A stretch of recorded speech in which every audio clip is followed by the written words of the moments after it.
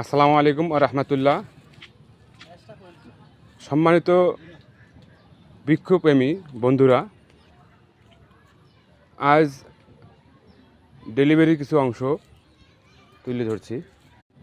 আসসালামু আলাইকুম ওয়া রাহমাতুল্লাহ। সম্মানিত বৃক্ষপ্রেমী বন্ধুরা, আজ ডেলিভারির কিছু অংশ তুলে ধরছি।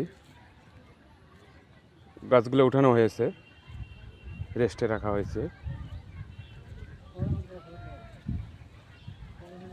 ঠাকুরকার এক বড় ভাই নিছে, উনি পিক আপে নিয়ে যাবে। পিক আপ আসলে মাল লোড হয়ে যাবে।